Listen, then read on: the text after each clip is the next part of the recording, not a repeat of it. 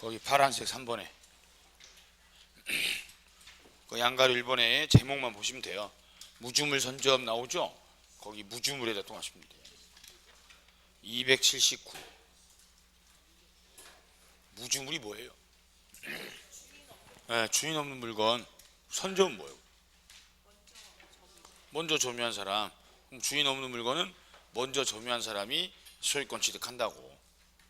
단 무주물은 동산인 경우에만 선점한 사람이 소유권을 취득하고, 부동산은 선점 대상이 아니라 국가에 귀속돼요.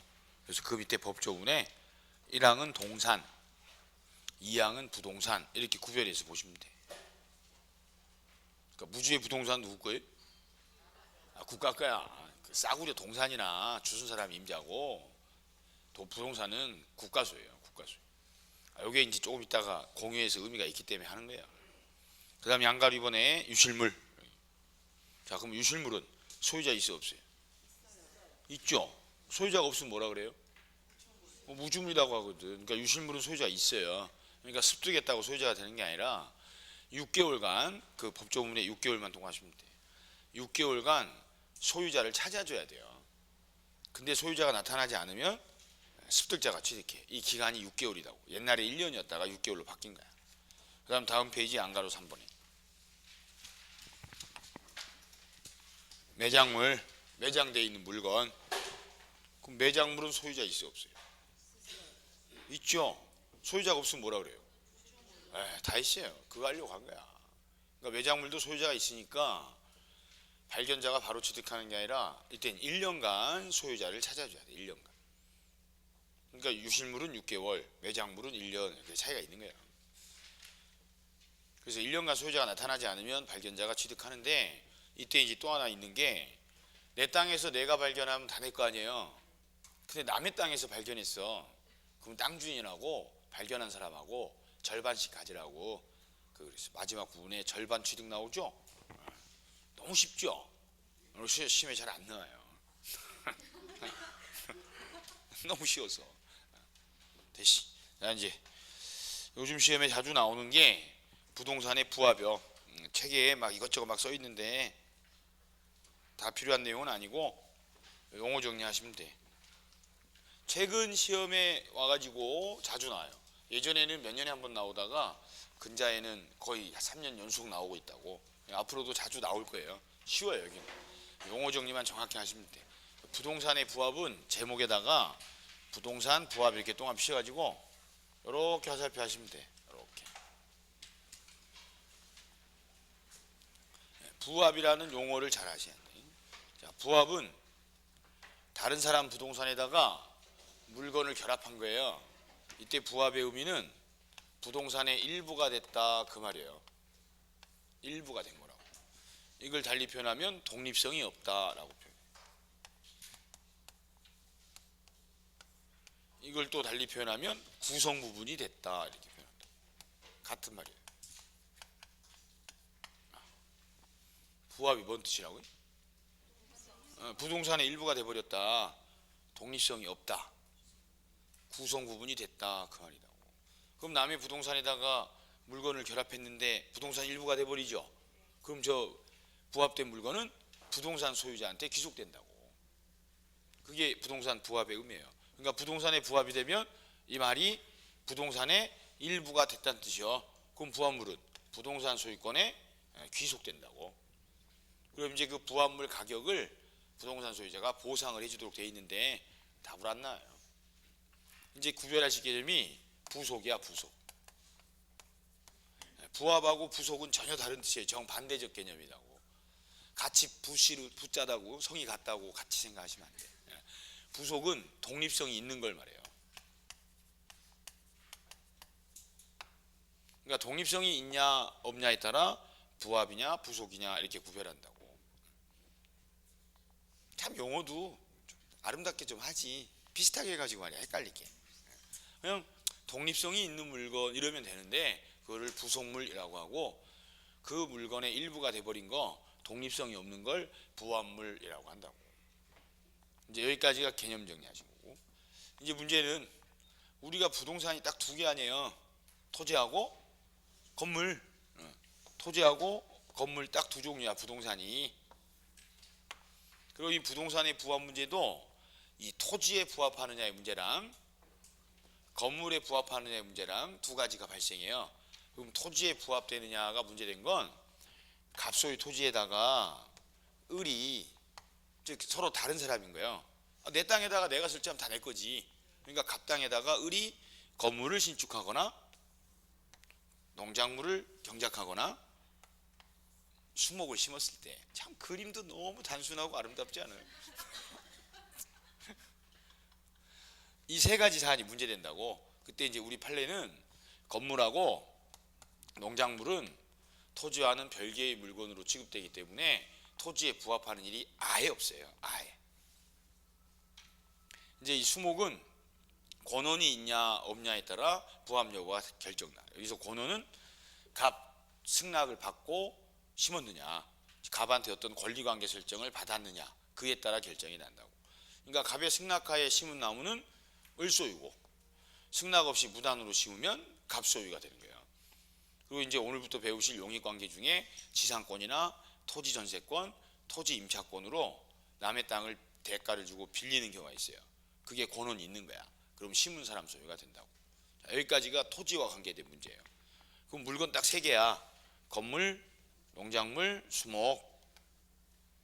그럼 부합 문제가 시험에 나오면 이 중 뭐에 관한 문제인지가 일단 정리가 되셔야 되고 다들 찾는 거예요. 그리고 건물하고 농작물이 나오면 아예 토지에 부합하는 일은 없다라고. 그러니까 건물, 농작물은 토지와는 별개의 물건이에요. 무단으로 신축하거나 무단으로 경작을 했어도 건물은 신축한 사람, 농작물은 경작자 소유인 거예요. 토지 소유자께 아니고. 이제 수목은 요것만 동하시면 돼요. 수목하고 권원하고. 야, 수목이 나오면 권원이 있냐 없냐가 기준이에요. 그럼 권원이 있으면 부합되지 않고 일단 심은 사람 소유고, 권원이 없으면 토지에 부합돼 버린다고. 그러니까 수목이 나와가지고 누구 소유냐 이렇게 물어보죠. 그럼 뭐 찾아요? 권원이 있나 없나를 찾으신 거야. 그러면 이거 이제 시험에 자주 나오는 문장이에요. 그럼 이 문장이 이렇게 좀 길어요. 그럼 물어본 게 뭔지 끝에 먼저 정리를 하시라고. 그럼 마지막 부분에 물어본 게 뭐예요? 네, 나무 소유권 주장을 할 수 있느냐 이렇게 물었잖아요. 그럼 수목 나왔지? 그럼 이제 찾는 거야. 나무 소유권 주장할 수 있냐 물어보면 나무 소유자랑 나무 심은 사람이랑 토지 소유자가 다르다는 뜻인데, 그럼 권원이 있는지 없는지를 찾아서 정리를 하셔야 돼. 그럼 앞에 중요한 부분이 어디예요? 어? 승낙이 중에? 아니 누구 승낙을 받았느냐를 해야지. 소유자 승낙이 있었는지를 봐야 돼. 그러니까 항상 주어진 문장의 구애를 받을 게 아니라 내가 정리한 공식을 적용할 생각을 해야 된다니까. 토지 임차인의 승낙만을 받아 이렇게 나왔잖아요. 이게 무슨 뜻이요? 소유자 승낙은 없다는 뜻이지. 임차인 승낙을 받아가지고 나무를 심었잖아요. 그럼 이 사람은 소유권 주장할 수 있어 없어요? 없다고. 토지 소유자한테 나무 소유권 주장할 수는 없어. 이 나무는 토지 소유자 승낙받은 게 아니기 때문에 소유자, 토지 소유자께 되는 거예요. 그럼 나무를 심었다고 해서 토지 소유자한테 소유권 주장할 수는 없다고. 그럼 이 문장 해결하는데 중요한 단어는 일단 나무죠. 수목. 그 다음 확인할 건 누구 승낙을 받았는가. 권원이 있어야 되니까 토지 소유자의 승낙을 받았는지를 확인을 하셔야 된다고. 다 있어요. 그럼 토지에 부합되느냐 나오면 물건 3개 물어봐요. 건물, 농작물, 수목. 그럼 수목 나오면 권원이 있는지가 기준이에요.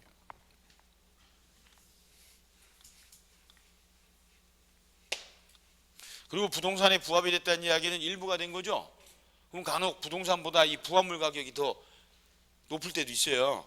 상관없어요. 가격 안 따져. 부동산의 일부가 돼버리면 중심은 부동산이라 부동산이 귀속돼 버린다고. 그러니까 부합되냐 안 되냐에 따라 소유자가 누구냐가 달라지니까 시험에서 중요시 되는 거고, 이 부분은 다음 주에 저당권 부분에서 또 나와요. 그리고 이제 지난주에 했죠 그러면 또 이제 언제? 그러면서 모르는 척 해야죠.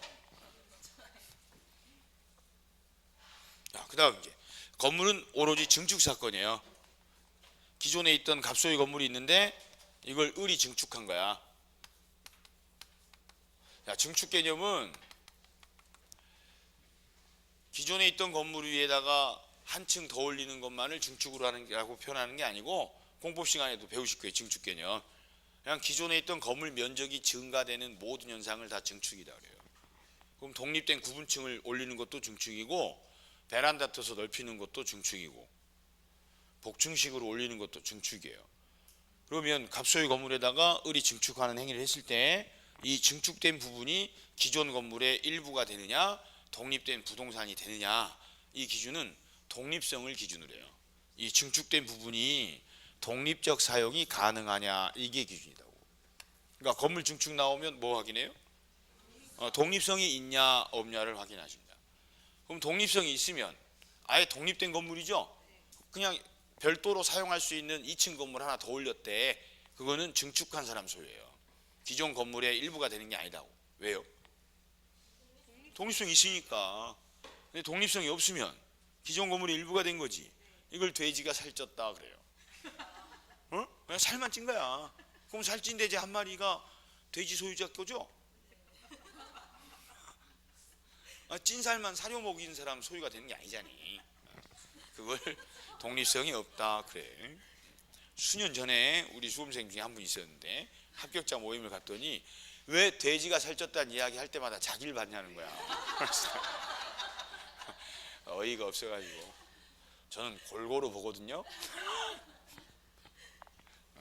그래서 증축 나오면 독립성이 있냐 없냐. 자, 기준을 잘 외우셔야 돼. 수목이 나오면 권원이 있냐 없냐가 기준이고, 건물 증축이 나오면 독립성이 기준이에요. 권원이 기준이 아니에요. 독립성이 있냐가 기준이야. 자, 이제 두 문장이 나오면, 자, 첫째 문장. 자, 일단 쟁점이 뭐예요? 그러니까 일단 부합 문제가 시험에 나왔을 때는 건물, 농작물, 수목, 증축 이 중 어느 사건인지를 먼저 정리하십니다. 그래야 공식을 적용할 거 아니에요. 증축한 게 아니에요. 증축 사건이구나.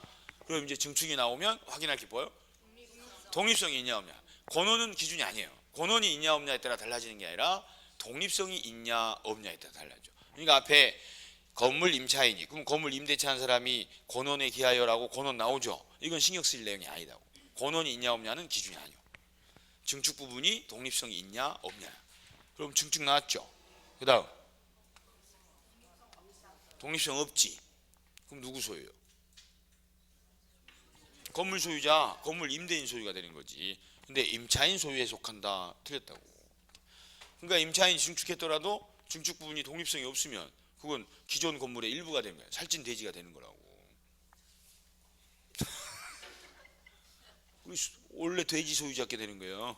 그 찐 살도. 자, 그 다음 판례가 이게 시험에 자주 나와요. 그럼 첫째 눈에 띈 단어는 뭐야? 증축이지. 증축. 이제 그 확인할 게 뭐야? 독립성이 있는지 없는지를 확인해야죠. 그랬더니 뭐 나왔어요? 부합됐다고 나오잖아. 부합. 그럼 증축된 게 부합됐으니까 돼지가 살쪘죠. 그럼 이대로 경매가 실행되잖아. 그럼 증축 부분도 경락인이 당연히 취득하겠죠. 살찐 돼지 한 마리를 취득하는 거예요. 그럼 경락인은 증축 부분 취득한다. 이렇게 보시는 거야. 자, 중간에 반드시 나올 문장이 뭐냐면, 이게 이제 소송 사건이니까 소송된 이유가 건물이 증축됐죠. 면적이 증가됐지. 그럼 표시 변경 등기를 해야 돼요. 아직 등기법 시간에 그것까지는 안 배웠나? 무조건 안 배웠다고 해야죠. 등기한 이후에 변경이 일어나면 그에 따라서 등기부도 변경 등기를 해야 된다고. 면적이 증가됐으면 표시 변경 등기를 해야 돼요. 근데 등기를 안 했던 거야. 그러니까 이제 그 상태에서 경매가 실행되다 보니까 등기부에 기재된 면적으로만 가치평가를 해서 감정평가액이 나온 거라고. 그대로 경매가 돼버린 거예요. 그럼 증축 부분은 평가가 안 됐잖아. 그래도 경락인은 다 취득한다고. 뭐랑 똑같냐면 돼지에다가 새끼줄을 묶었어요. 발목에다. 근데 이 돼지가 그동안 살이 좀 쪘거든. 근데 이제 이걸 경매를 시행하려고 새끼줄을 당겼어. 그랬더니 살찐 돼지 한 마리가 따라온 거죠. 근데 몸무게를 잘못 잰 거지. 그래도 살찐 돼지 한 마리가 이전되는 거예요. 그 뜻이라고. 다시. 부합 문제는 시험에 나오면 맞추셔야 돼. 이게 별로 어려운 쟁점이 아니기 때문에. 그럼 판단 기준은 일부가 된 거냐 독립된 거냐, 그게 기준이에요. 그래서 건물하고 농작물은 토지와는 별개의 물건이고, 수목은 권원이 있냐 없냐에 따라 판단하고, 증축은 독립성이 있냐 없냐 이렇게 판단해. 독립성이 없으면 부합됐다고 표현하고 독립성이 있으면 부속이라고 표현해. 부속. 다 있어요. 여기는 책 안 읽으시는 게 좋을 거야. 읽으면 기절하실 거야. 왜냐면 이게 논리정연하게 이렇게 정리 안 돼 있어요. 책들이 그냥 막 사건이 중간중간에 막 튀어나와. 그래서 이따 정신 잃으니까 이렇게만 하시면 돼. 신경 많이 쓴 거야 내가. 야, 부합 옳은 거 모두 고르래. 몇 개 골라야 돼요? 여기 다 골라야 돼. 하나, 둘, 셋, 네 개 들어있으니까 이런 문제들은 기억, 니은에 온 집중해서 정확히 하셔야 돼요. 그래서 두 개가 정확히 딱 되잖아요. 그럼 답이 둘 중 하나로 압축되게 돼 있어요. 문제 유형 자체가. 일단 다 하는 게 아니고. 그럼 기억은? 중요한 단어 뭐예요? 오늘 배운 단어. 기억. 부속이지 부속. 부속이 뭔 뜻이요? 독립성이 있는 거야. 독립성이 있는 거라고. 그럼 이제 오늘 배우실 게 지상권이거든? 그럼 지상권자가 이 말이 자기 권리가 있는 거예요. 남의 땅 정당하게 빌린 사람이야. 근데 지상권자가 부속을 시켰대죠. 그럼 이 부속은 누구 거예요? 독립된 거니까 지상권자 거지. 그래서 지상권자 소유로 된다라고. 그래서 기억 맞다. 잘 모르면 기억은 빼고 가야 돼요. 자, 니은은요? 권한 없이요? 그러니까 부합 문제가 나오면 그 지문 됐어. 그 지문에 들어있는 것 중에 건물, 농작물, 수목, 증축 그 중에 뭔지를 먼저 해야 된다니까. 그래야 외운 공식을 적용할 거 아니에요. 배추 단계. 지금까지 모든 시험은 농작물이라고만 통칭해서 냈지 구체적인 작물 이름이 나온 적이 없었어요. 이게 대한민국 최초로 나온 문제예요. 배추. 문제 제목에 입각해서 항상 지문을 대하시는 연습을 하셔야 돼. 배추, 농작물 이렇게. 그럼 앞에 읽을 필요 없잖아요. 배추는 경작자한테 속하는 거예요. 맞구나. 이렇게. 그럼 기억도 알고 니은도 알았어. 그럼 기억, 니은 들어간 게 3번하고 5번밖에 없거든 이렇게. 그럼 디귿은 똑같이 들어있으니까 할 필요 없는 거고 리을만 하면 되는 거예요. 리을만 시험에서. 자, 디귿도 하고 가게 그냥. 디귿은 뭐 나왔어요? 수목 나왔잖아. 수목. 그럼 권원 없이가 중요하잖아요. 그럼 권원 없이 수목을 심었죠? 그럼 토지 소유자한테 속하는 거야. 그러니까 이건 시험장에서 안 해도 돼. 3번, 5번이 공통으로 들어있으니까. 지금 연습이니까 하는 거야.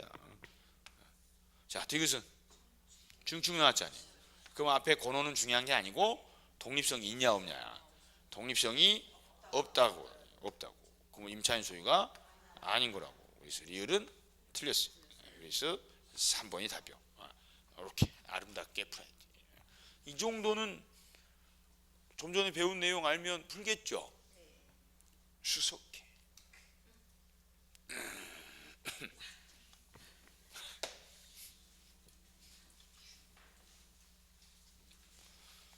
수석한다고 믿든가 말든가. 아쉬워. 어려워 보일수록 단순하게 하셔야 돼요. 단순하게. 저는 복잡하게 생각하는 성격 아니에요. 그래서 상담들을 많이 해요. 선생들이 저한테 전화해서 요즘 강의가 잘 안 되는데 멋부리지 말고 단순하게 하라고 해요. 단순. 막 모양 내는 사람도 있어. 자료도 막 알록달록하고 책도 막 형광색으로 막 휘황찬란하고. 형광펜을 왜 선생이 발라줘? 학생이 좋아하는 색깔이 있는데 자기 색깔 바르고. 우리는 그냥 무색무취잖아. 무색무취. 간단하잖아. 제일 없어 보이잖아. 내용은 제일 좋아. 형식이 중요한 게 아니다니까. 실질적으로 하셔야 돼. 그러니까 이게 복잡한 생각을 하면 할수록 답에서 멀어지니까 그럴수록이 더 단순화시키셔야 돼. 어차피 응용되고 복잡하게 해봐야 그 문제 못 풀어요. 단순한 것만 풀 수 있어요 우리는. 그리고 실제로 민법이 단순해요. 법은 적용학문이지 응용학문이 아니거든. 공유가 무슨 뜻이요? 매년 나오는 공유. 공동으로 소유하는 거야. 공동으로. 물건이 하나인데 여러 명이 같이 소유할 수 있잖아요. 그게 공유야. 여러 명이 하나의 물건을 같이 소유하는 걸 공동 소유라고 하는데 그 공동 소유에는 세 가지 형식이 있어요. 공유, 합유, 종유가. 근데 공유관계는 매년 시험에 나오고 합유총유는 그냥 10년에 한 번 등장해. 그리고 실거래는 주로 공유관계가 문제되기 때문에 공유관계에서 대다수의 시험 문제가 나온다. 그래서 합유총유는 우린 공부 안 해요. 옛날 한 10여 년 전에는 했었는데 힘만 들지 공유도 잘 모르면서 헷갈리기만 해. 그래서 그냥 아예 하지 말라 그랬어요. 그랬더니 10년에 한 번 나왔더라고 시험에 한 3년 전에. 그럼 어떡해? 찍지도 마. 풀지 마 그냥. 추접스럽게 뭘 찍어. 그거 아니어도 맞출 게 얼마나 많은데 그냥 에라이 빈칸으로 내버려 그냥. 멋있잖아. 야 이런 걸 내다니. 안 푼다. 자존심 상해서. 그러지 마. 유치원생이 초등학생한테 형 1 더하기 1이 뭐게? 이러면 확 줘봐야죠. 이거 그따 걸 나한테 물어. 이래야지. 거기다 대고 2 이러면서 형 공부 잘하지? 이 뭐하는 이게 없어 보이게. 안 풀면 돼. 그러니까 공유만 하시는 거야. 공유는 이제 처음이니까 개념 정리를 정확히 하셔야 돼. 공유는 쓰시면 후회할 거야. 물건이 하나잖아요. 이제 동사는 시험에 나오는 거 아니니까 부동산이 나와. 그럼 부동산이 한 개야. 그럼 소유권도 하나지. 물건이 하나니까. 근데 이 한 개 소유권을 여러 명이 가지고 있는 거예요. 이 여러 명이 가지고 있는 걸 지분이다 그래. 그럼 지분을 다 합치죠. 그럼 언제나 하나가 되는 거야. 즉 공유관계라는 건 물건을 나눠 갖고 있는 게 아니고요. 소유권을 나눈 거예요. 그러니까 지분은 권리의 일부인 거야. 물건의 일부가 아니라. 부부간에 지분 2분의 1씩 공유 등기를 하는 예시들이 있어요. 요즘에 들어서 특히 젊은 부부들은 서로 부부 평등의 원칙을 강조하면서 요즘 평등하지 않아. 남자가 더 불평등해. 너무 불쌍해. 아들 낳은 거 후회해 나는. 유일하게 아직 남아있는 남자인데 우리 주변 선생님들도 남자 나밖에 없어요. 다 여자야. 마누라 눈치를 얼마나 보는지 참나. 아니 술 먹는데 왜 마누라한테 허락을 받아야 돼? 어이가 없어 진짜. 기가 막혀. 집사람이 나가지 말라 그래서 못 나간대. 그래서 웃겨. 어휴 진짜. 나가려면 설거지하고 나가야 되는데 미쳤어 진짜. 그래서 요즘에는 여건이 많이 신장돼 가지고 이제 남자들이 이렇게 찌그러지기 시작했단 말이에요. 그래서 부동산도 공유로 등기하는 경우들이 많아요. 그럼 이제 표현을 이렇게 해. 그 아내가 밖에 나가가지고 이런다고 남편하고 아내하고 2분의 1씩 공유 지분 비율로 아파트 공유 등기를 했단 말이에요. 그럼 개모임 나가서 그런단 말이야. 이제 아파트 반은 내 거다? 이렇게 표현해. 여러분 다 그렇게 표현하시지? 아파트 반은 내 거다 그러잖아. 그럼 내가 물어요. 그럼 그 아파트 반 어디서부터 어디까지가 네 거냐고. 그럼 현관부터 안방 문까지는 네 거고 나머지는 남편 거야? 말이 안 되잖아. 그러니까 아파트 반이 아니고 소유권의 반을 갖고 있는 거야. 그럼 2분의 1 지분 있죠?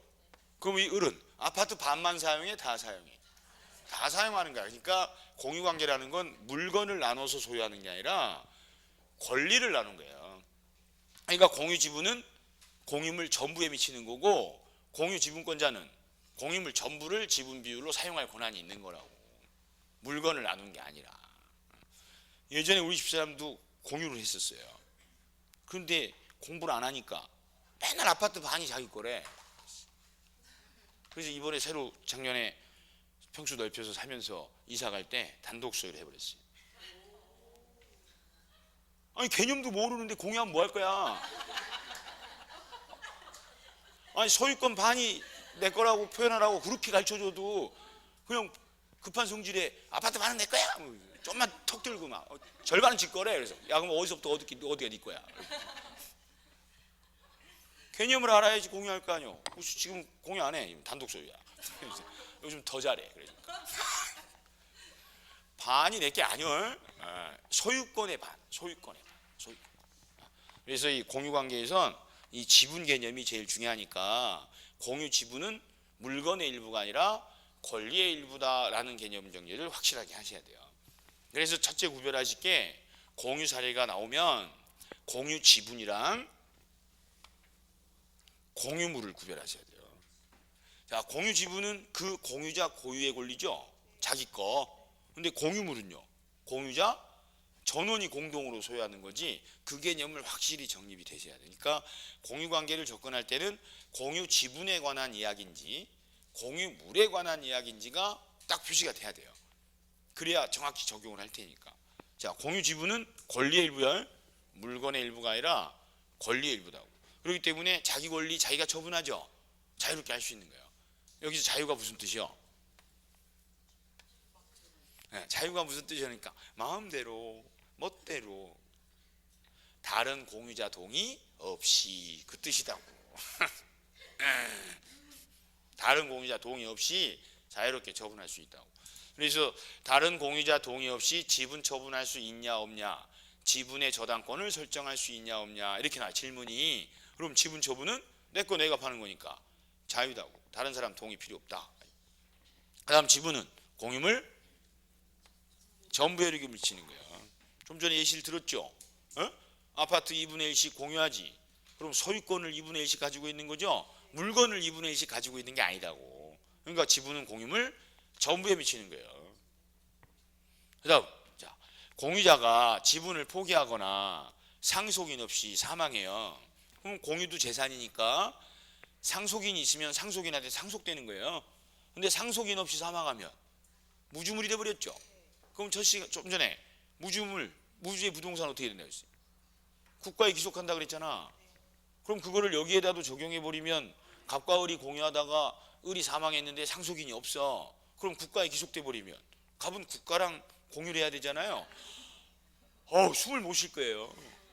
그 깡패랑 같이 공유하려면. 그래서 아예 공유관계인 특례를 둔 거예요. 공유자 1인이 지분을 포기하거나 상속에서 사망했다고 해서 무주물로 봐가지고 국가에 기속시키는 게 아니고 살아있는 다른 공유자한테 속하도록. 그래서 다른 공유자한테 기속하는 거예요. 그럼 틀리게 나오면 뭐라고 나오지? 국가에 기속한다 이렇게 틀리게 나와. 그럼 국가에 기속된다고 틀리게 나오는 이유가 무주의 부동산은 국가가 소유로 하도록 앞에 규정이 있기 때문에 그래서 시험에 나오는 거예요. 근데 공유관계는 그 규정을 적용하지 않고 따로 특례를 둔 거라고. 그럼 법중 규정에 따르면 우리가 아주 남하고 공유를 하게 될 일이 생겼다면 일단 혈혈단신에 명 짧은 사람이랑 했을 때 반드시 법률 규정에 의한 득이 생겨요. 농담이 아니고 법이 그렇게 돼 있다고. 여기까지가 지분과 관계된 쟁점. 딱 3개만 하시면 돼. 여기까지는. 지분은 자기 거니까 처분 자유롭게 할 수 있다. 지분은 당연히 공유물 전부에 미치는 거야. 공유자는 지분 비율이 얼마든 전부를 사용할 권한이 있는 거예요. 지분 포기하거나 상속이 사망하면 국가에 기속되는 게 아니고 다른 공유자 지분에 속한다. 그 다음이 이제 공유물. 공유물에 대해서는 법에 이렇게 3가지 공유물에 대한 행위를 구별을 해서 할 수 있는 요건이 달라요. 그럼 보존행위가 무슨 뜻이요? 또 초심을 잃었네. 그대로 읽으라니까. 보존하는 행위지. 이걸 이제 바꿔 읽으면 현상 유지하는 행위. 그럼 보존하는 행위는 공유물을 현상 유지만 하는 거니까 각자 단독으로 전부에 대해서 할 수 있다고. 지분은 전부에 미치니까. 그래서 보존행위는 각자 공유물 전부에 대해서 할 수 있다. 그럼 지분 비율이 얼마냐? 중요해 안 중요해요? 안 중요해. 보존행위 하는 데는. 지분 비율과 상관없이 공유물을 보존하는 거라 자유롭게 할 수 있다고. 그 다음 관리행위가 무슨 뜻이야? 그래. 다시 이제 초심으로 돌아가서 관리하는 행위. 공유물을 어떻게 관리할 것인가. 이게 사용수익을 어떻게 할 건가. 사용수익 방법을 결정하는 거예요. 그러니까 공유자들끼리 이 공유물을 직접 사용하기로 할 수도 있고 자기들이 다른 사람한테 빌려주고 사용료를 받아서 나눠 쓸 수도 있는 거 아니에요. 그걸 결정하는 걸 관리행위라고 한다고. 그럼 관리행위는 지분의 과반수로 결정하도록 되어 있어요. 그 다음 처분행위. 처분행위가 뭐예요? 처분하는 행위지. 뭘 처분해요? 공유물을 처분하지. 그래서 구별하실 게 지분 처분인지 공유물 처분인지를 구별하셔야 돼. 자, 지분 처분은 자기 거 파는 거죠. 자유롭게 할 수 있다고. 다른 동의 필요 없어요. 공유물 처분하죠. 그러면 공유물은 누구 거예요?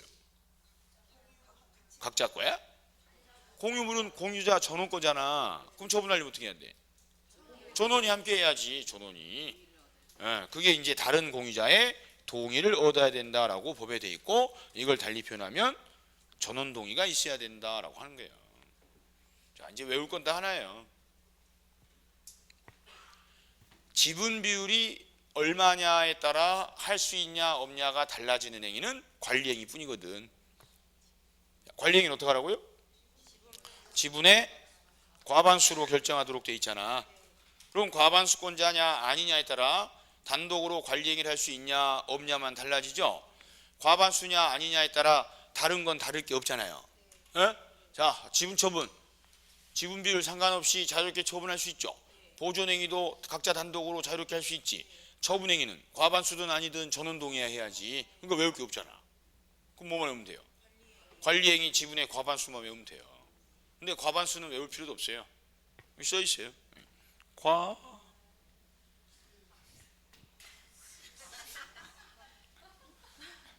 신의 경지에 이르렀다고 하죠. 객관식이잖아. 눈을 떠. 최대한 그 써있는 데서 정보를 찾아내는 게 제일 쉬워요. 관리행위 과반수, 지분의 과반수 결정. 그래서 이제 공유 사례가 시험에 나오면 2명 나올 때가 있고 3명 나올 때가 있는데 2명은 단순해. 2명 사안에서는 과반수가 없는 사례는 딱 한 경우예요. 둘 다 2분의 1일 때. 그럼 둘 다 딱 반이지 과반이 아니잖아. 과반은 반을 넘은 걸 말해요. 그럼 2분의 1 나왔을 때는 과반수 없는 사례고, 2분의 1 이외 지분이 나오면 둘 중 한 명은 반드시 과반수가 나오게 돼 있다고. 3명 나와요. 자, 3명 나오면 과반수 없는 사례는 주로 3분의 1짜리가 나오고, 그 이외에 이제 5분의 3, 5분의 1, 5분의 1, 7분의 4, 7분의 2, 7분의 1, 9분의 5, 9분의 2, 9분의 2 뭐 이런 형태로 나오는데, 과반수권자가 있냐 없냐만 찾으시면 되는 거지 지분 비율이 실제로 얼마냐는 전혀 시험 문제 푸는 데는 상관이 없으니까 과반수 있냐 없냐 하시면 돼. 오늘 이제 이 사례로 연습을 할 건데, 자, 이들이 토지 한 필지를 지분 비율로 공유를 해요. 그럼 이렇게 지분 비율이 주어지면 다른 건 전혀 필요 없고 과반수가 있냐 없냐만 판단하고, 7분의 4니까 과반수 나왔잖아요. 그럼 여기다 동합해서 별표 치고 푸는 거야 이렇게. 그럼 갑이 과반수권자다라고 해서 달라지는 건 딱 하나거든. 갑 단독으로 관리행위 할 수 있구나. 그럼 갑이 사용수익 방법을 정하죠. 그럼 을병은 그에 따라야 돼요. 입 열면 안 돼. 그래서 딱 갑 별표 딱 치면서 관리행위 갑 단독으로 할 수 있고, 을병 입 닫으라 이렇게 하면 돼. 그랬더니 을병이 삐쳐가지고 둘이 손을 잡고 다녀. 연합했어. 그럼 지분은 갑이 과반수죠. 공유자 수는요? 을병 둘이 과반수지. 그러니까 지분 비율이 중요하지 공유자 수가 중요한 게 아니라, 그러니까 공유자 수에 따른 게 아니라 지분에 따른 거예요. 지분의 과반수로 결정해. 얘네 둘이 손잡고 다녀봐야 더맨 더머예요. 이제 구체적인 사안에 1번부터 순서대로 쭉 적용을 하실 거야. 그럼 일단 이 다음 이제 사례 정리된 거에 이 내용들을 순서대로 쭉 적용하실 텐데, 막 자기 멋대로 우왕좌왕하지 말고 지분에 관한 건지 공유물에 관한 것인지 일단 구별하실 생각을 먼저 하고, 지분에 관한 이야기 나오면 이거 적용하시고, 공유물에 관한 이야기가 나오면 보존행위인지 관리행위인지 처분행위인지를 적용하십니다. 그래서 가장 시험에 많이 나오는 전형화된 사례들 위주로 쭉 정리를 해놨으니까 적용해 보시게.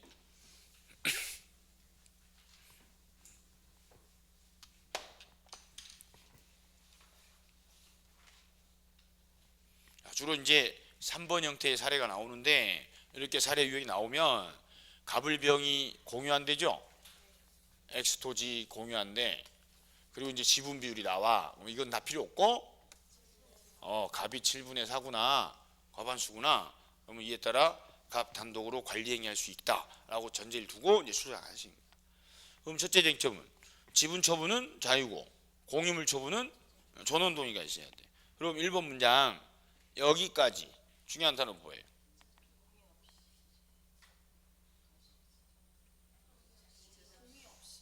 위에 보고해. 이거 여기다 적용하라고 키워드 정리해놨거든.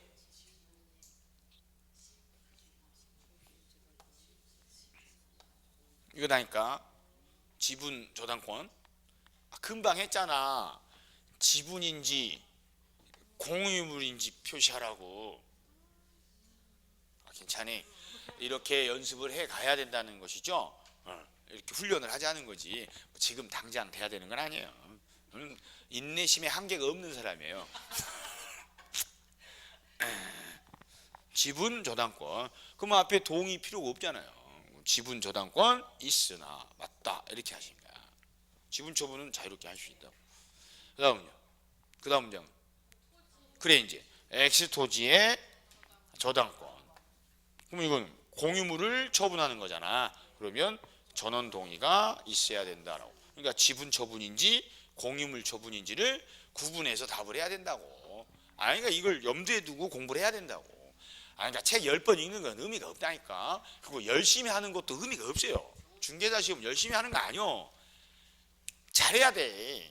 그러니까 수업 시간에 잘하라고. 독서실 들어가서 하지 말고 수업 시간에 잘하라고. 그러니까 공유 사례가 나오면 지분 처분에 관한 건지 공유물 처분에 관한 것인지를 정리할 의지가 있으셔야 돼요. 그러니까 지분에 관한 내용인가 공유물에 관한 내용인가가 딱 선별이 돼야 된다고.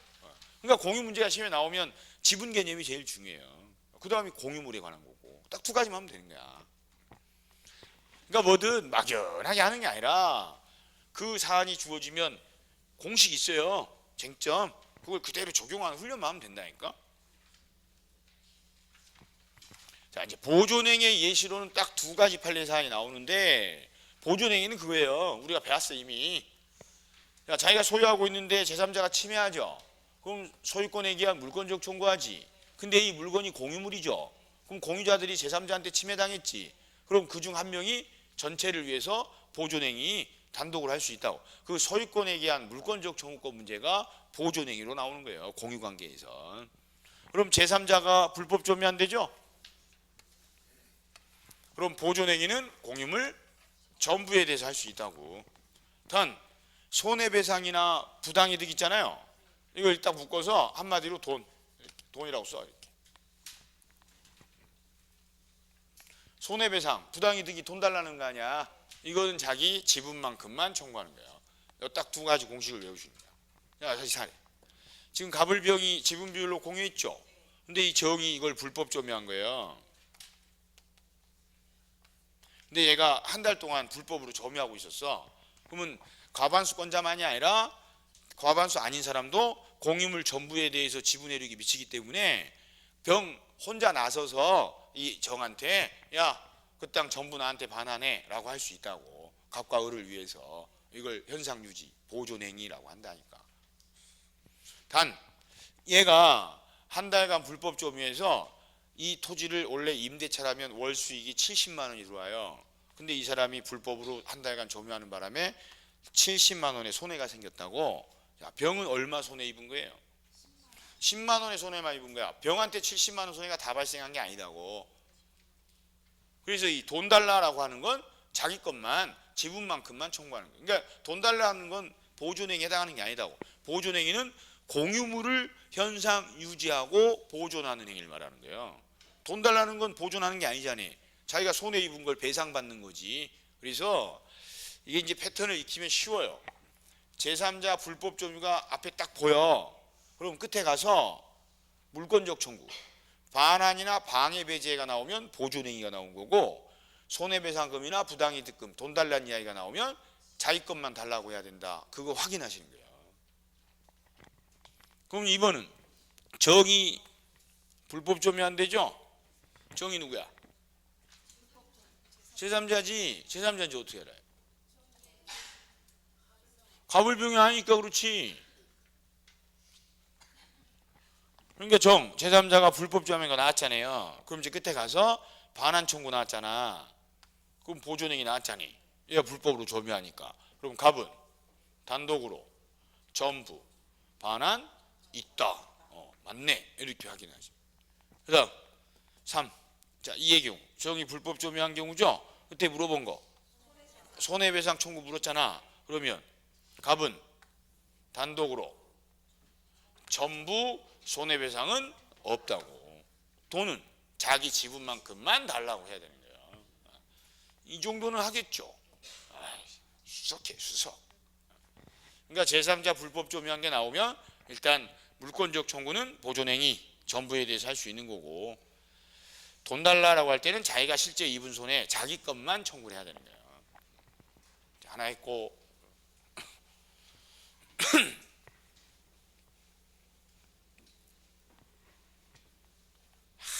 좀만 더 간격을 두고 할 걸 딱 붙었네.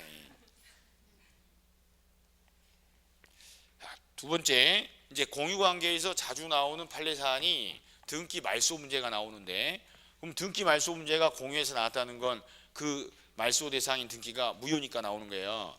유효 등기 내놓고 말소할 수 있냐는 물어보지 않아요. 그럼 공유관계에서 말소 문제가 나오면 사건은 딱 두 가지야. 그 말소 대상 등기가 전부 무효인 경우랑 일부만 무효인 경우 딱 두 종류가 있다고. 그리고 공유관계는 지분 비율로 등기되어 있기 때문에 그 지분에 대해서만 무효인 경우가 있고 공유물 전체에 대해서 무효 등기가 된 경우가 있어요. 근데 사건은 딱 하나예요. 공유물에 대해서 제3자 명의로 무효 등기가 되어 있대죠. 그럼 공유물에 대한 제3자 명의 등기 무효니까 전부가 무효인 사건이라고. 이 경우에가 전부 말소를 청구하는 유일한 사건이고, 이 사안을 제외한 그 이외의 모든 사건들은 다 지분에 대해서만 무효인 사건들이에요. 해보시기에 뭐든 하나만 하면 되는 거야, 극단적으로. 자, 저 말이 무슨 뜻이냐면, 지금 갑을병이 지분 비율로 공유를 했는데 제3자 정 앞으로 공유물에 대해서 무효 등기가 된 거야. 그럼 정 때문에 지금 방해받고 있는 사람 누구예요? 갑을병 모두가 정 때문에 방해받고 있는 거야. 지금 공유물에 대해서 제3자 앞으로 무효 등기가 된 거라. 그러면 갑을병 어느 누구라도 혼자 나서서 전부 말소하라고 할 수 있다고. 그럼 전부 말소하죠. 그럼 딱 한 번에 명의가 회복되잖아. 이걸 보존행위라고 한다고. 다 있어요. 이게 다야. 그럼 4번 문장 나오면 반드시 표시해야 될 부분이 어디야? 어? 지금 전부 말소를 청구할 수 있느냐 이렇게 물었잖아요. 그럼 전부가 무효 등기인지를 확인해야 되잖아. 그럼 제일 중요한 사람은 뭐야? 됐고. 그러니까 항상 공유 사례에서 염두에 두실 건 지분에 관한 건지 공유물에 관한 건지가 정리가 돼야 된다니까. 징그럽게 말을 안 듣네. 공유물에 관한 건지 공유 지분에 관한 것인지가 정리를 하셔야 된다고. 그래, X 토지에 관하여. 이게 공유물 아니에요. 정명의로 무효 등기돼 있다. 제일 중요한 단어는 X 토지다니까. 공유물. 그럼 공유물에 대해서 제3자 정명의로 무효 등기됐으니까 전부가 무효자네. 그럼 갑을병 어느 누구라도 1인이 전부 말소 있다. 이렇게 하시는 거라니까. 쉬운 판례들 아니에요. 이거 제가 가장 효과적으로 쉽게 정리하려고 연구한 거야. 진짜 어렵다니까. 여기 그냥 읽으면 굉장히 어려운 사건들이에요. 그때 막 딴 생각 들어가지고 헷갈려. 그러니까 이 사안 딱 하나만 하시면 돼. 공유물에 대해서 제3자 앞으로 무효 등기돼 있대. 그럼 아무 권한도 없는 사람 앞으로 등기됐으니까 전부가 무효자네. 그럼 전부 말소해야지. 그게 보존행위라고. 그러니까 갑을병 어느 누구라도 전부 말소 청구할 수 있다고. 자기 것만 말소해달라고 하는 건 당연히 가능해요. 그럼 시험에서 물어볼 게 아니야. 그럼 등기 3번 해야 되잖아. 갑, 을, 병 순서대로 지껏 말소해달래. 그럼 등기를 3번 해야 되잖아요. 뭐하러 번거롭게 그래. 어차피 얘들 명의만 다 회복해 주면 되는데 한 번에 그냥 말소해 버리는 게 훨씬 절차도 간소하고 빠르지. 그걸 보존행위라고 한다고. 이 사건 이외의 것들은 다 일부만 무효인 사건들이에요. 어떤 사례가 나오든. 자, 해보게. 갑을병이 공유하는 사안인데 갑 앞으로 단독 소유 등기가 됐어요. 그럼 전부가 무효요, 일부만 무효? 네, 갑은 7분의 4는 권한이 있잖아. 그럼 얘들 지분 비율만 무효 등기인 거예요. 그럼 우리나 병은 자기 것만 말소 청구해야지 전부 말소라고 할 권리 없다는 거야. 그럼 똑같은 논리로 갑이 제3자 A한테 이들 동의 없이 전부 소유권 이전을 해버렸어요. 그럼 이 A 등기는 전부가 무효요, 일부만 무효?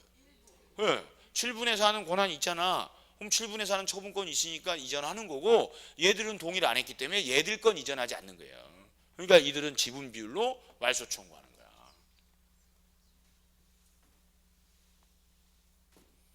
그 다음 사건이 이렇게 돼 있었던 거야. 이렇게. 이걸 문장으로 표현할 때 그려봐야 못 써먹어요. 제가 항상 주장하는 게 이건 설명하려고 한 거고 시험은 이렇게 안 나와요. 문장으로 나와. 그러니까 문장으로 정리하는 연습을 해야 시험에 적합성 있지. 맨날 책 읽고 이해하고 그림 그려서 푼 사람들은 점수 안 나와요. 왜냐면 적합성이 떨어지는 거야. 맨날 이해하고 그림 그려서 알았다. 근데 그 문장이 이 그림인지를 몰라. 아무 의미가 없잖아요. 그러면 이 말을 문장으로 표현할 때는 갑의 지분에 관하여 제3자 명의로 무효등기가 된 경우 이렇게 표현한다고. 그럼 이 정무효등기로 인해 방해받는 사람은 누구요? 에? 정무효등기로 방해받는 사람은 갑이요, 갑을병이요. 눈을 뜨고 아니 갑의 지분에 관해 정명의로 무효등기 돼 있대. 그럼 방해받는 사람 누구요? 을병은 방해받는 거 있어 없어? 없다는 뜻이잖아. 그럼 말소청구 누가 해요? 갑이 해야지. 근데 을이 정한테 말소소송 제기한 거야. 그래서 정이 기가 막혀서 너랑 뭔 상관이야? 등기부상 너는 아무 이상이 없던데. 나 갑하고 공이야. 나 갑하고 공이다고. 그러니까 내가 갑 지분에 기해서 말소 청구할 수 있는 거 아니야? 그러니까 판사가 오지랖도 없네. 야 니나 해. 왜 네가 남의 지분을 주장해? 그건 갑만이 할 거라고. 네가 뭔 상관이냐고 판결 난 거예요. 이거를 제일 못해요 중개사 수험생들이. 10년 공부해도 이게 무슨 뜻인지 모르는 사람 많아. 표시를 안 하니까 그래. 표시를 안 하니까. 야, 공유자 1위는 자기 지분을 주장하라는 거지. 자기께 방해받는 게 있어야 보존행위를 할 수 있는 거야. 다른 공유자 지분을 대외적으로 주장할 수는 없어. 그래서 이 사안이 갑의 지분에 관해서 정명의로 무효등기가 된 거야. 그럼 정명의 무효등기 때문에 방해받는 사람 누구요? 갑이지 갑. 그럼 여기다 별표 치고 가야 되는 거예요. 그러면 이 등기 말소 청구 누가 해야 돼? 갑이 해야지. 그랬더니 을은 보존행위로 말소 청구 할 수 있어 없어요? 당연히 없지. 당연히. 왜? 자기 지분하고 관계없는 이야기잖아. 그 뜻이에요. 그럼 이 두 문장 말소 청구 물어본 문장들이죠. 그럼 무효등기가 나왔겠지. 그럼 뭐에 관한 무효등기인지를 정리를 해야 된다고. 그러면 4번 문장이 제일 중요한 단어는 뭐요? 엑스토지지. 5번은요? 그렇게 구별해서 풀어야 된다. 엑스토지에 대해서 공유물에 대해서 무효등기 돼 있대. 싹 다 말소해야지. 갑의 지분에 대해서 무효등기 돼 있대. 그럼 갑이 말소 청구해야지. 다른 사람들은 침해된 게 없잖아. 간단하잖아. 아따 머리 굴리지 말고 왜 자기가 생각해. 대법관들이 다 대신 생각해가지고 판결까지 내줬구만. 왜 또 패소한 쪽 변호사 입장에서 잔머리를 쓰세요. 지금 몇 명은 머리 굴리고 있잖아 지금. 눈을 뜨라니까 왜 머리를 굴려. 민법은 머리 굴리는 시험이 아니라니까. 눈만 떠. 눈 뜨고 찾으란 말이오. 말소 청구 나오면 전부가 무효인 사건인지 아닌지만 하면 돼. 이거 하나가 전부가 무효인 사건이고 이거는 다 그 지분만 무효인 사건들이야. 그럼 그 무효 등기, 그 지분에 관한 것만 말소하는 거예요. 단순해 논리구조. 대시 여기까지가 공유물 보존행위의 예시로 나오는 거예요. 그럼 딱 두 가지야. 반환, 방해, 제거 청구하는 거랑 등기, 전부 말소 청구하는 거. 이게 유일한 보존행위의 예시들이에요. 이제 화면 넘기면 뭐 나오겠어요? 보존행위가 끝났으면? 그럼 이제 관리행위 나오는 거야. 다행이야. 한 명이 여러 살렸어요. 관리행위라는 건 그 공유물을 어떻게 점유 사용할 것이냐, 사용 수익 방법을 결정하는 게 관리행위예요. 그래서 이제 첫째 쟁점이 배타적 점유야. 배타적 점유가 무슨 뜻이요? 괜찮니? 입으로는 안 나올 거예요. 다른 사람은 사용 못하게 하고 자신이 일정 기간 혼자만 독점적 사용하는 걸 배타적 점유라고 그래요. 그래서 배타적 점유, 독점적 점유라고 하는데, 자 공유 관계에서 배타적 점유한단 말이 들어있죠. 그럼 사용하는 방법이지 그게. 그렇잖아요. 그러니까 배타적 점유 나오면 관리행위인 거예요. 그럼 확인할 건 지분의 과반수권자라야 관리행위할 권한이 있죠. 과반수 아닌 자는 관리 행위할 권한이 없잖아. 그래서 공유자 1인이 배타적 점유한다는 내용이 나오면 그 자가 과반수인지 아닌지에 따라 취급이 달라지는 거예요. 그럼 과반수권자가 배타적 점유하죠. 그럼 얘는 적법하게 관리 행위할 권한이 있지. 이런 적법한 점유고 관리 행위예요. 그럼 다른 애들은 입 닫아야 돼. 그러니까 이들 갑이 배타적 점유한대요. 그럼 을병은 갑한테 반환이나 방해 배제 청구할 권리는 없는 거야. 없는 거라. 단 얘들도 이 지분 비율로 사용할 권한은 있죠. 근데 갑이 한 달간 지가 독점적으로 쓰겠다는 거야. 을병 니들은 한 달 동안은 토지 쓰지 마라. 그럼 따라야 돼 그에. 근데 얘들 한 달간 못 썼죠. 이거 한 달 사용하면 70만 원 이익 생기거든. 그럼 얘들은 20만 원, 10만 원씩 갑한테 부당이득 청구하는 거예요. 시험에 안 나요. 당연한 거라. 그럼 불만 있어 없어요? 없는 거야. 그러니까 사용수익 방법은 과반수권자가 정하고 그로 인해 사용 못한 사람들은 그 부당이득을 반환 청구하는 거예요. 그거 공평하잖아. 야, 그럼 6번 시험에 나왔어. 그럼 눈에 띌 단어는 배타적 점유가 눈에 확 들어와야 돼요. 물어본 게 이거니까. 이게 관리 행위야 이게. 그럼 중요한 단어 뭐예요? 갑이지 갑. 갑이 누군데?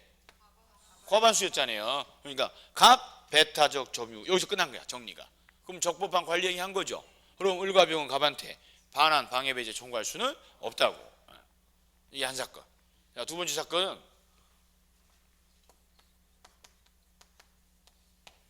이제 과반수 아닌 자가 배타적 점유한 거예요. 그럼 얘는 배타적 점유할 권리 있어 없어요? 없어. 얘는 불법 점유야.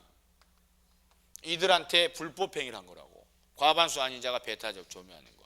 그럼 불법 점유 나오면 보존 행위로 해결하는 거야.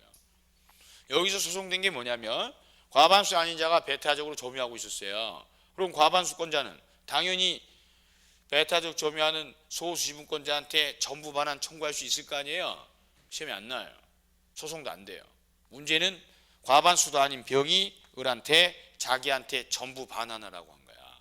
그러니까 을이 택도 없는 소리를 하고 있네. 야, 과반수권자가 달라고 하면 내가 준다.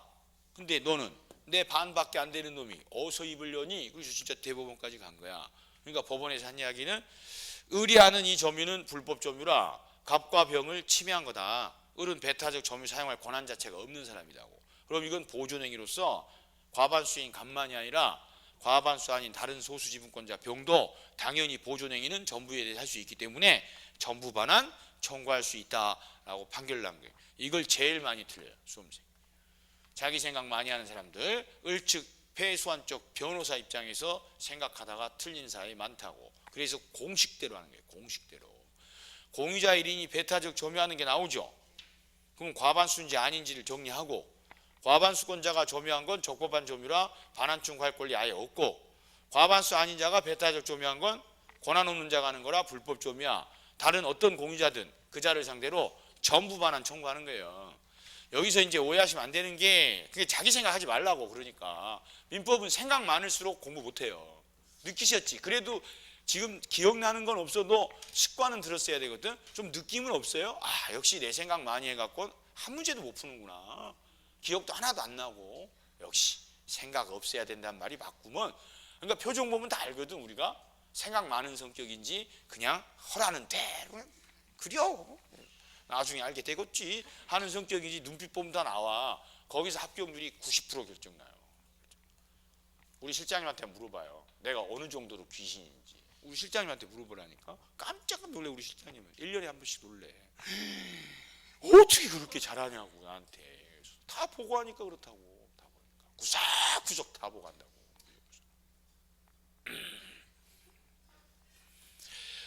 병이 을한테 전부 반환을 청구할 수 있다는 이야기는 병이 사용하겠다는 의미가 아니라 과반수로 결정이 될 때까지는 배타적 점유 사용해선 안 되니까 당연히 병이 다 돌려받아야 을 사용 못하게 할 거야. 그 의미다고. 병이 사용하겠다는 뜻이 아니라. 그러면 2번 문장이 시험에 나왔어. 그럼 일단 눈에 띌 단어는 배타적 점유. 그러니까 항상 주요 쟁점 어디다 두셔야 되냐면 공유 지분에 관한 문제인지 공유물에 관한 문제인지 그럼 배타적 점유는 공유물에 대한 문제잖아요. 그럼 이제 공유물에 관한 문제면 보존행위 문제인지 관리행위 문제인지 처분행위 문제인지가 딱 정리가 돼야 되는 거예요. 그럼 배타적 점유는 관리행위 문제야. 그럼 이제 이 주어가 과반수인지 아닌지를 하셔야 돼. 과반수 아니잖아. 그럼 얘는 불법 점유야. 그럼 이제 이 다음 문장은 생각을 적용하는 게 아니라 보존행위를 적용하는 거야. 그럼 병, 얘도 과반수 아니어도 보존행위는 전부 할 수 있으니까 전부 인도 있다. 이렇게 딱 정리가 돼야 돼. 딱 떨어지게. 싸운 거를 생각하지 말라니까. 결론 난 걸 생각하라고. 둘이 싸우니까 판사가 결정 내줬잖아요.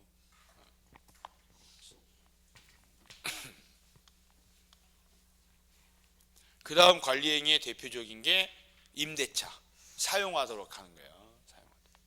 자, 과반수 지분 공유자가 임대차를 했어. 이 임대차가 가장 대표적인 관리행위고 답으로 제일 많이 나왔던 예시예요. 자, 이 경우 을병 동의 없이 갑이 단독으로 정한테 임대를 한 거야. 자, 이 사안이 처음 소송이 됐던 건 을병이 정한테 나가라고 한 거예요. 그때 나가라고 한 근거가 이 임대차를 처분행위로 봐달라고 한 거야. 그럼 전원동의 했어야 되잖아요. 그러니까 법원에서 임대하는 정도는 사용수익을 하는 방법에 불과하니까 처분행위로 볼 수는 없고 관리행위로 봐야 된다. 그럼 지분의 과반수권자는 단독으로 관리행위 할 수 있으니까 적법한 임대차가 된 거기 때문에 임차인한테 나가라고 할 수는 없다 라고 첫째가 임대차는 관리행위다 라고 결정이 난 거고, 그랬더니 이제 두 번째는 을병이 그러면 안 나가게 됐으니까 얘들도 권리 있잖아요. 차임을 7분의 2, 7분의 1씩은 각각 자신한테 지급해달라고 차임 청구를 한 거예요. 안 된다는 거예요. 이들은 전혀 법률상 관계가 없기 때문에 이들 둘이 임대차 한 거거든. 그러면 을병은 갑한테 청구해야지 정한테 차임 청구는 못한다고. 근데 이 부분이 시험에 나오면 과반수권자가 단독으로 임대한 게 나왔죠. 그러면 갑과 정 관계는 물어볼 쟁점이 없잖아요. 이들 간엔 당연한 거라 물어볼 쟁점 없는 거예요. 그러니까 이 사안이 시험에 나오면 항상 본인 생각을 하지 말고 소송사건 그대로 나오는 거야. 을병하고 정이 무슨 관계냐를 물어보는 거예요. 그냥 아무 관계 없다야. 그래서 이 부분은 패턴이 갑이 단독으로 정에게 임대했단 말 나오죠. 여기까지 과반수권자가 임대한 게 딱 나오자마자 끝에는 없다 맞고 있다 틀린 거예요. 질문이 정해졌다니까. 을과 병은 정에게 어떠한 청구도 할 수는 없어. 을과 병은 정에게 어떠한 청구할 수는 없다고. 그냥 없다 하는 거야. 그랬더니 뭔 뜻인지 알아듣지도 못한 어느 수험생이 저 선생은 맨날 있다 없다만 한데 그럼 민법이고 뭐 있다 없다지 그건 뭐요? 지금까지 쭉 다 있다 없다 하고 있잖아. 자기가 공부 못한다는 생각을 안 하고 맨날 과반수권자가 임대한 거 나오면 적법한 임대차라. 을병하고 정은 아무 관계 없다. 쉬워. 아무 관계 없다고. 내용은 좀 남았지만 쉴 때 됐으니까 쉬자고. 쉬었다가 이어서 하시게.